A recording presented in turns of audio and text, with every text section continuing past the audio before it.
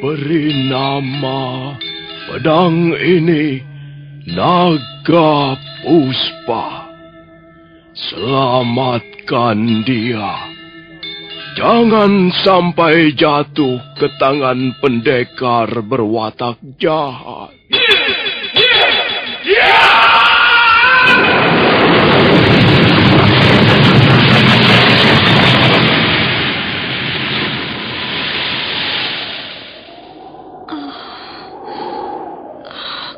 Kakang Kamandanu, kau masih juga tidak percaya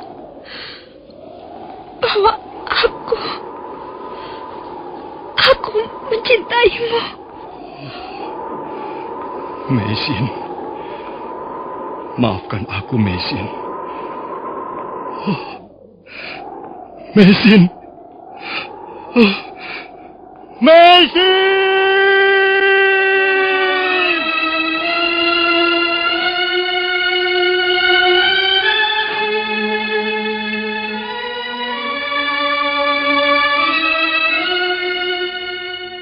Tutur Tinula.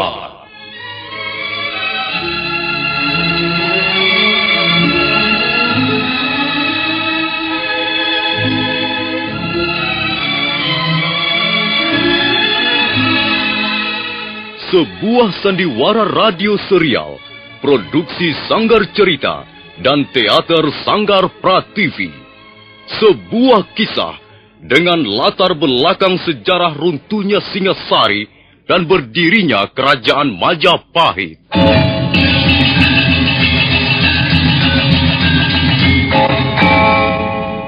Sandiwara ini didukung oleh pemain-pemain radio yang sudah ternama.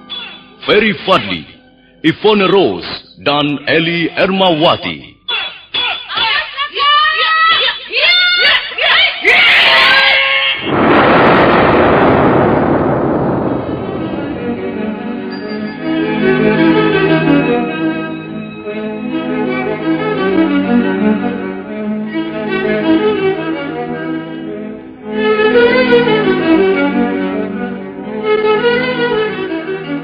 Cerita ini ditulis dan disusun oleh S. Tijab. Teknik dan montase dikerjakan oleh Rudi Tinangon dan Joko SP. Sutradara Y. Rudi Wartono.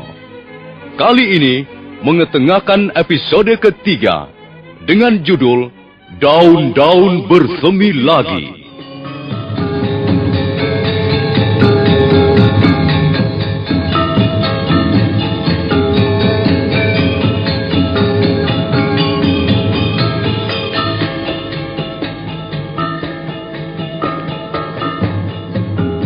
Dalam seri yang ke-86 ini didukung oleh para pemain Ferry Fadli sebagai Arya Kamandanu, Eli Ermawati sebagai Meisin, Hari Aki sebagai Empu Hanggareksa, Rini Marjan sebagai Sariti, Ape Burhan sebagai Banyak Dekur, Benny sebagai Sanding, Dahlan sebagai Ki Panggalah, dan pembawa cerita Nusri. Selamat mendengarkan.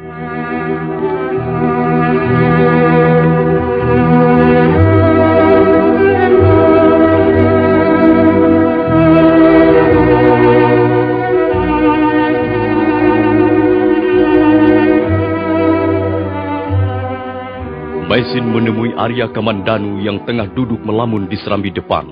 Arya Kamandanu mengelak ketika Meisin menanyakan masalah yang tengah dihadapinya.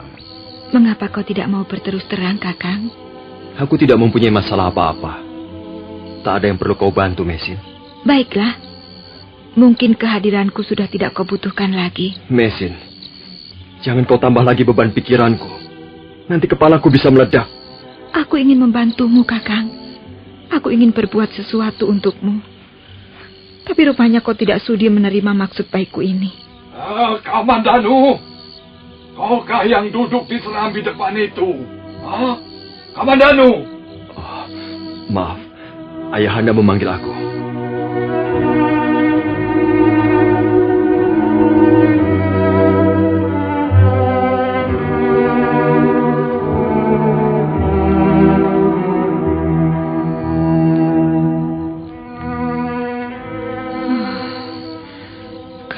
di rumah ini seperti tak ada artinya.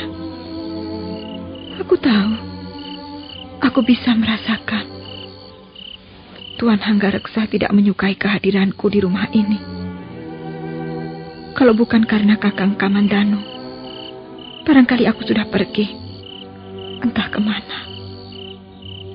Bagiku, rumah ini terasa sumpek. Aku hampir-hampir tak bisa bernafas di dalamnya.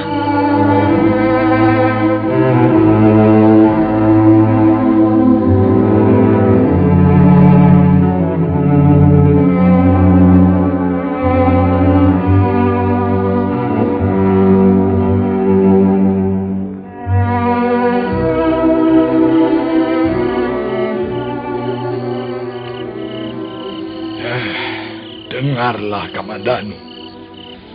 Apa yang kurencanakan ini adalah untuk kebahagiaanmu, Le. Kau nanti yang senang. Yang memetik buahnya bukan siapa-siapa, Le. Kalau saya merasa tidak menanam, apakah pantas jika memetik buahnya, Ayah? Yang menanam memang bukan kamu, tapi aku, orang tuamu. Kan sudah pantas kalau anak menikmati hasil pekerjaan bapaknya.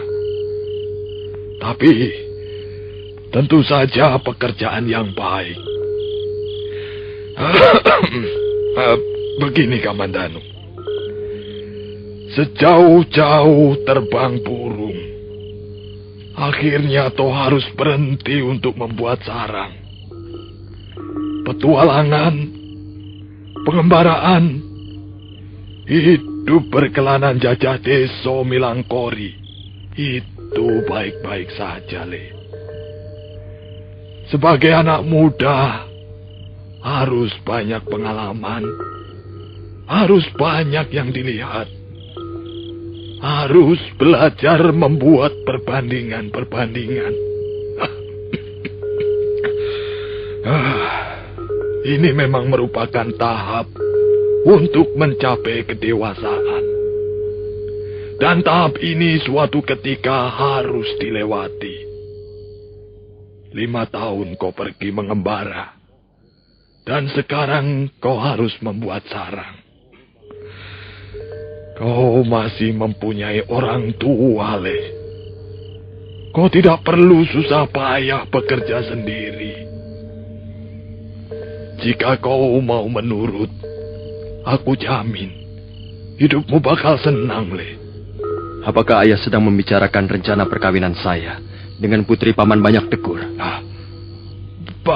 Bagaimana kau tahu? Hah? Saya tahu dari Sariti sendiri. Bahkan saya telah kena getahnya. Saya telah memetik hasilnya. Pacar Sariti marah-marah dan melabrak saya. Kami terpaksa bertengkar dan berkelahi. Jangan hiraukan anak tumangkar itu. Pamanmu Banyak Tekur lebih memihak pada kita, Le. Tapi saya tidak bisa menerimanya, Ayah. Apa? Apa katamu? Dengar, Kamandanu. Aku mempunyai alasan yang kuat. Mengapa buru-buru merencanakan perkawinanmu? Aku tidak ingin kau hidup menggelandang lagi. Aku tidak ingin masa depanmu menjadi hancur di tengah jalan. Tidak, Ayah. Tidak. Saya tidak bisa menerimanya. Perkawinan seperti itu hanya akan membawa malapetaka. Perkawinan tanpa cinta hanya akan membuat penderitaan bagi kedua belah pihak. Dengar dulu, Kamandanu. Tidak. Saya tidak mau, Ayah. Saya tidak mencintai Sariti. Dan Sariti pun sudah mempunyai pilihan yang lain. Dia tidak akan bahagia menjadi istri saya. Kamandanu! Aku ini apamu, ha? Ayah adalah orang tua saya. Oh, Kamandanu. Apakah kau tidak tahu? Apakah kau tidak bisa melihat seperti apa keadaan ayahmu sekarang ini? Hah? Lihatlah, Le. Bukalah matamu dan lihat. Ayahmu ini sudah tidak punya apa-apa lagi. Tidak punya kebanggaan lagi. Ayahmu sudah seperti seonggok sampah.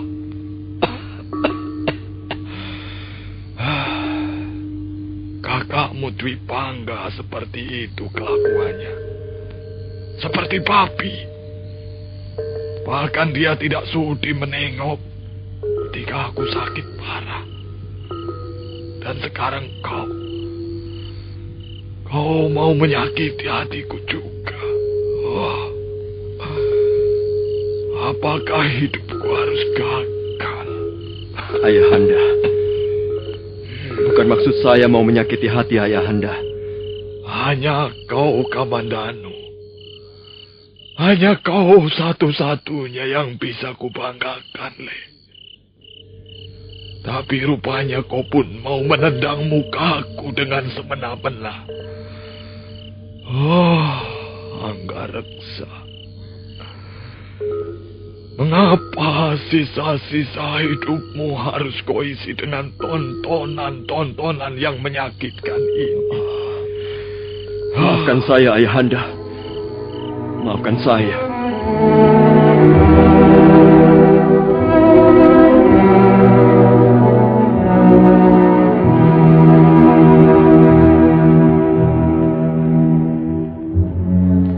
Kakang. Tinggalkan aku, Mesin. Pikiranku sedang kacau. Biarkan aku sendiri. Aku tahu dari Birongkot persoalan apa yang sedang kau hadapi. Aku kesal. Mengapa aku harus selalu kesal dan kecewa? Kakang, mungkin maksud ayahmu baik. Dia ingin membahagiakanmu. Apakah kebahagiaan bisa dicetak seperti sepotong makanan? Kalau kebahagiaan mudah didapat, tidak akan ada kekacauan lagi di muka bumi. Semua orang akan tertawa. Tak akan ada lagi ratap tangis. Tak akan ada lagi perbuatan kekerasan. Kau tahu, dunia bisa menjadi kacau balau begini karena kebahagiaan begitu susahnya ditangkap. Kebahagiaan seperti burung-burung terbang di udara dengan sayap-sayap ajaib. Dan kita semua yang hidup di permukaan bumi ini adalah para pemburu yang konyol. Kita selalu menjadi permainan burung-burung celaka itu. Kita selalu menjadi permainan apa yang bernama kebahagiaan. Itulah sebabnya di mana-mana ada perang, ada permusuhan, ada pertentangan, pertikaian berdarah, ada ratap tangis, ada penderitaan yang merintih siang malam. Kalau begitu, kau menganggap kebahagiaan itu tidak pernah ada. Apakah kau bisa menjawab pertanyaan itu untukmu sendiri? Sudahlah, Kakang. Mengapa kita tidak hidup secara wajar saja? Itu bukan jalan keluar. Tapi itu meringankan beban. Kita manusia memang merindukan kebahagiaan di sepanjang hidup kita. Seringkali kita kecewa karenanya. Namun begitu, kita harus tetap sadar bahwa kita tidak hidup sendiri. Kita hidup dikelilingi orang-orang lain. Karena itu, kita harus banyak belajar untuk bisa menghargai maksud baik orang lain. Menurut pendapatku, apa yang direncanakan ayahmu itu cukup bijaksana. Mesin, apakah kau mengharapkan agar aku mengawini wanita lain? Menurut Birongkot, gadis itu namanya Sariti. Dia gadis yang baik dan manis. Dan dia warga desa Kurawan juga. Tapi aku tidak mencintainya. Apakah itu tidak cukup jelas?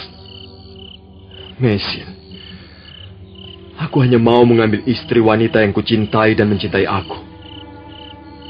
Oh, aku tahu. Aku tahu. Mungkin kau mengharapkan agar aku mengawini wanita lain. Tapi itu tidak mungkin. Itu tidak akan pernah terjadi. Bukankah kau tahu apa yang kuinginkan? Kau tahu apa yang kudambakan?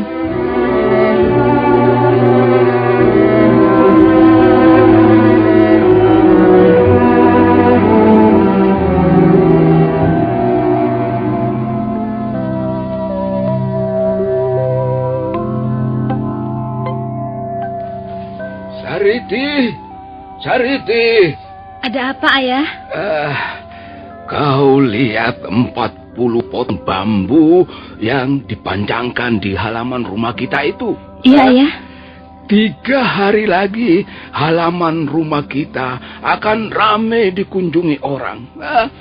Mereka akan berdatangan untuk melihat tontonan yang menarik. Dan kau pun harus ikut menonton. Kau harus melihat sendiri siapa nantinya yang bakal menjadi jodohmu. Saya sebenarnya malu, Ayah. Mengapa harus dengan cara seperti ini? Itu sudah menjadi keputusan kepala desa. Dan sudah menjadi adat kebiasaan di desa kita. 2 orang pemuda yang menginginkan seorang gadis, maka harus memperebutkannya di atas 40 potong bambu. Tapi Ayah... Cukup. Kau tidak usah membantah. 3 hari lagi, Sanding dan Kamandanu akan menunjukkan kemampuannya di atas potongan-potongan bambu itu. Dan yang keluar sebagai pemenang berhak membawamu pergi. Ini sudah merupakan keputusan yang tidak bisa diganggu-gugat. Kecuali salah seorang di antara mereka mengundurkan diri.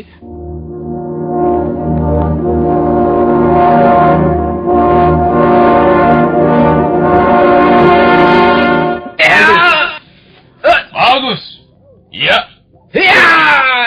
Terus. Perhatikan kakimu. Awas. Bagus. Terus. Bagus. Awas. Kaki kananmu. Kaki kiri. Kanan. Terus. Iya. Sekarang berputar. Ayo berputar. Bagus. Terus berputar. Bagus. Ya, cukup. Cukup. Turun.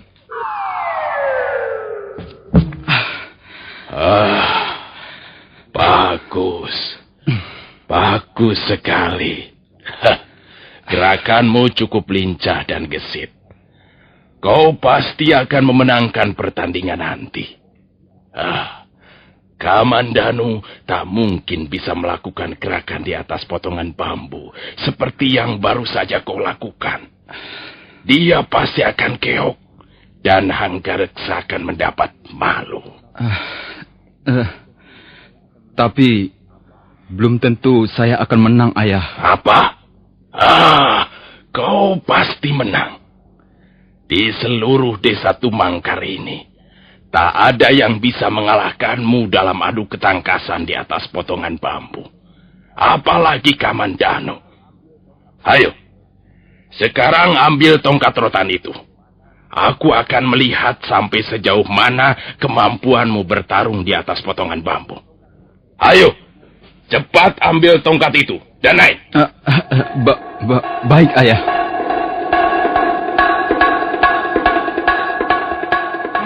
Dengan lesu, Sanding memungut tongkat rotan, kemudian melompat ke atas potongan bambu. Kakinya kelihatan bergetar, karena menjaga keseimbangan tubuh agar jangan sampai terjatuh. Sementara itu, Ki Panggalah sudah lebih dulu berada di atas potongan bambu. Ayah dan anak itu kini berhadap-hadapan muka. Nah, kau sudah siap? Ya, Ayah. Kau sudah siap? Awas! Aku akan menyerangmu. Iya. Ki Panggalah segera menyerang Sanding. Sanding melompat kiri kanan untuk menghindari serangan. Bambu yang selesai mereka injak sampai gemeretak dan bergoyang-goyang. Tiba-tiba Sanding lengah. Kakinya belum sampai menapak di ruas bambu ketika ayahnya sudah kembali menyerang dengan tongkat rotan.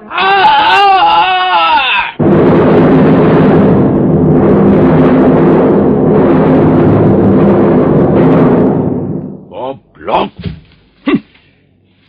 Baru 2 jurus kau sudah jatuh. Saya tidak siap untuk bertanding, Ayah. Kau jangan bikin malu ayahmu. Kau harus siap. Kau hanya malas, tidak mau berlatih dengan keras. Apa kau ingin Sariti direbut orang? Saya kira keputusan kepala desa ini tidak adil, Ayah. Bagaimana kau bisa bilang tidak adil? Ayah, Sariti mencintai saya. Seharusnya Sariti menjadi milik saya, Ayah. Sanding. Sariti pasti akan menjadi milikmu. Tapi kau harus mau kerja keras untuk itu.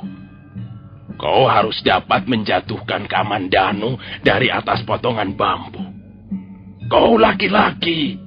Kau harus memperoleh seorang wanita idamanmu dengan kemenangan. Ayo, pungut lagi tongkat itu dan naik. Ayo cepat. Aku akan melatihmu dengan keras selama 3 hari ini. Kalau kau malas, kau akan sakit. Aku sendiri yang akan menghajarmu dengan tongkat rotan ini. Ayo, naik, cepat. Baik, Ayah.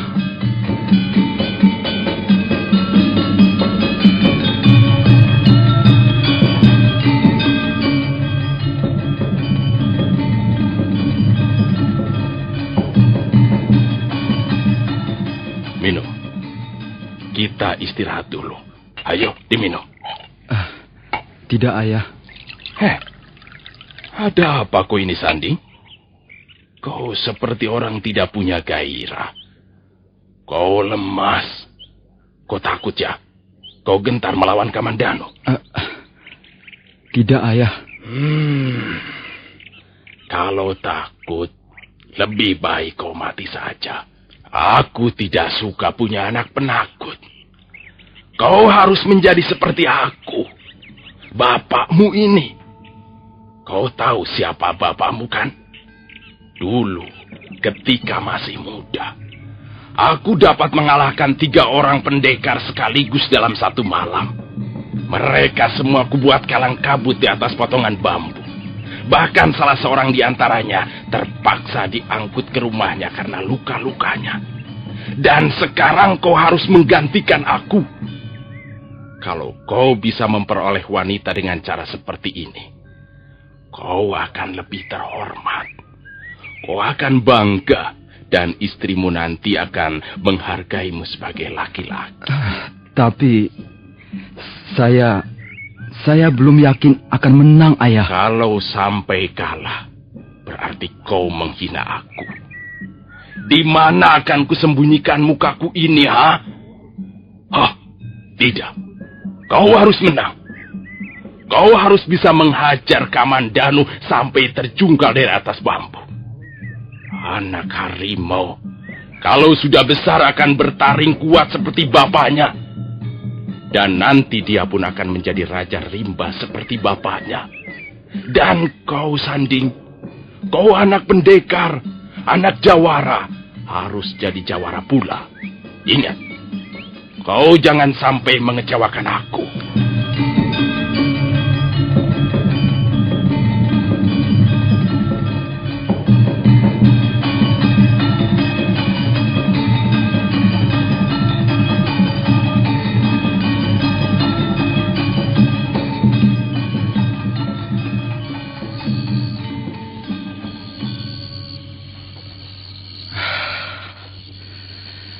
Aku tidak yakin akan bisa memenangkan pertarungan itu, Sariti.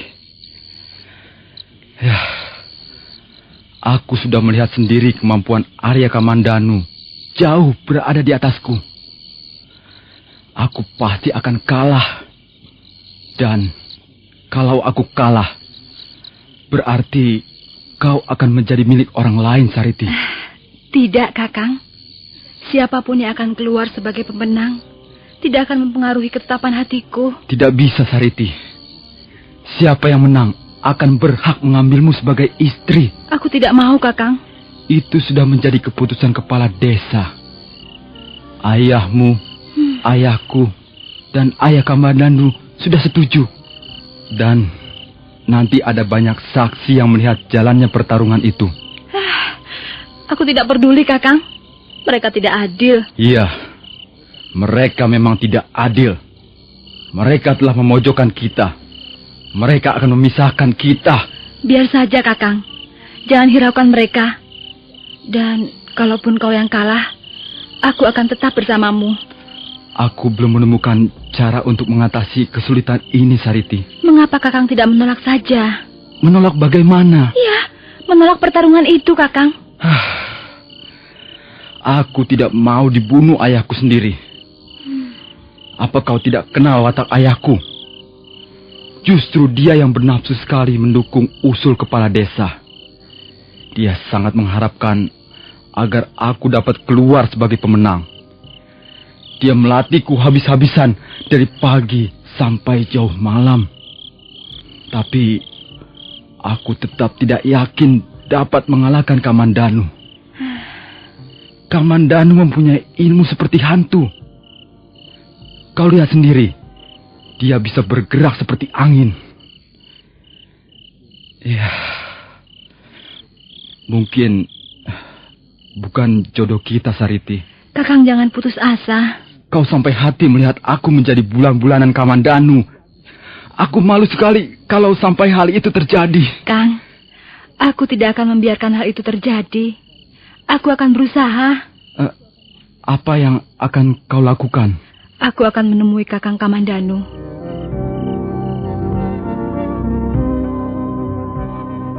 Nah, para pendengar sekalian, bagaimana kisah selanjutnya? Apa yang akan dilakukan Sariti untuk mengatasi kesulitan mereka? Dan mengapa dia mau menemui Arya Kamandanu? Silahkan mengikuti seri berikutnya. Sampai jumpa.